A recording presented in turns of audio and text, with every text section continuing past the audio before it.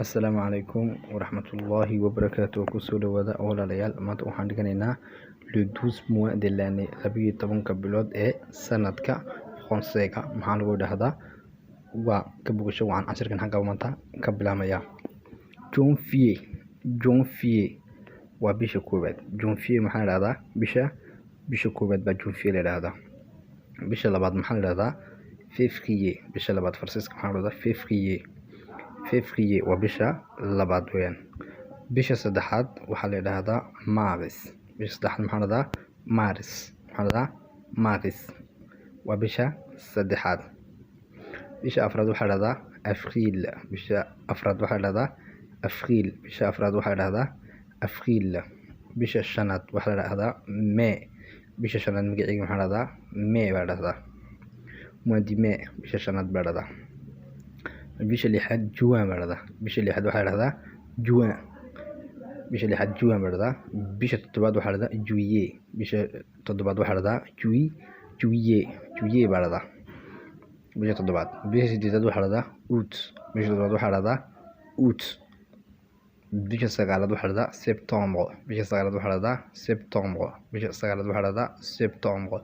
bisha tobnaad waxaa la dhahdaa Octobre. bisha tobnaad waxaa la dhahdaa Octobre. bisha aan ku jirno iminkana waxaa la dhahdaa Novembre. bisha iminkaan ku jirno magaceega waxaa la dhahdaa Novembre. waa bisha 11aad. Novembre baa la dhahdaa bisha iminkaan ku jirno. bisha u dambeysa sanadkan waxaa la dhahdaa magaceega Decembre. waxaa la dhahdaa Decembre.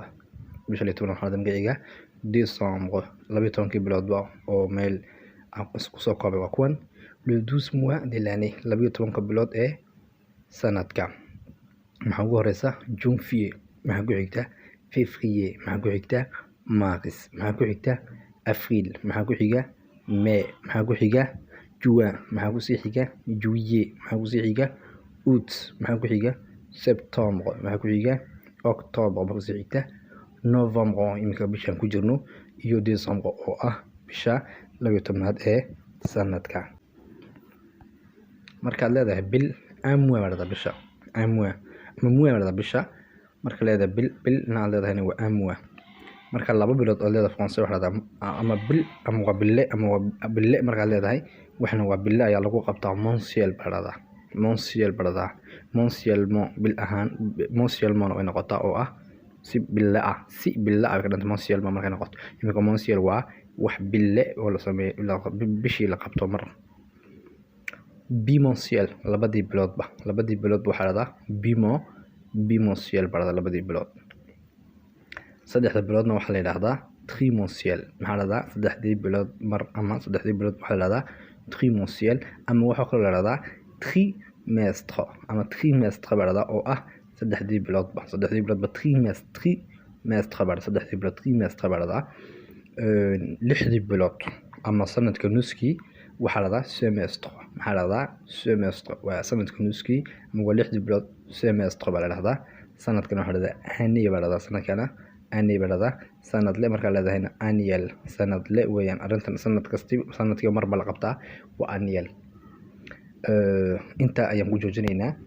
insha allah haddaad nagu cusub tihiin isaaboonaya sheenka maalin kasta insha allah, ama waxay ahayd video yaan soo dhigi doonaa insha allah. qaybta vocabulaire-ka iyo qaybta conjugationka iyo grammaire-ka insha allah kana soo gelin doonaa. ku xidhnaada insha allah sheenkayna kuma weyneyn kara insha allah. asxaabtay, assalaamu calaykum waraxmatullaahi wabarakaatu.